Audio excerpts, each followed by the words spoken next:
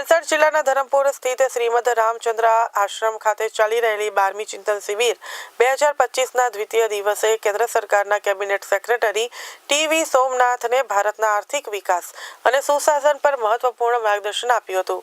TV. સોમનાથનનું સેશનમાં મુખ્યમંત્રી અને નાયબ મુખ્યમંત્રી સહિત ઉચ્ચ અધિકારીઓ હાજર રહ્યા હતા. સોમનાથને જણાવ્યું કે ચૂંટાયેલા પ્રતિનિધિઓ અને અધિકારીઓ વચ્ચેનો સમન્વય રાષ્ટ્રના વિકાસ અને જાહેર વહીવટને સરળ, સુગમ અને પ્રજા કેન્દ્રી બનાવે છે.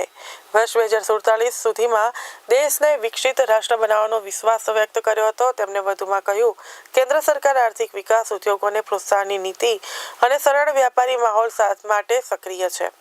ભારતના મજબૂત આર્થિક સંકેતો દર્શાવતા કહ્યું કે ફોરેક્સ રિઝર્વ મજબૂત છે, મોંઘવારી નિયંત્રણમાં છે, રોજગાર સર્જનમાં વૃદ્ધિ થઈ રહી છે અને છેલ્લા 10-12 વર્ષના કરોડો લોકો ગરીબી રેખાથી ઉપર આવ્યા છે. ઉદ્યોગકારો અને સ્ટાર્ટઅપ્સને ટેક્સ વિભાગો દ્વારા બિનજરૂરી હેરાનગતિ ન થાય તે માટે કેન્દ્ર અને રાજ્ય સ્તરે નીતિગત પ્રયત્નો ચાલી રહ્યા છે. ગુજરાત સરકારની આ ચિંતન શિબિરની પહેલને અનુકરણીય ગણાવી હતી અને આ વિચારો નીતિ નિર્માણ માટે દિશાદર્શક સાબિત થશે તેમ કહી મુખ્યમંત્રી સહિત તમામ અધિકારીઓએ અભિનંદન પાઠવ્યા હતા.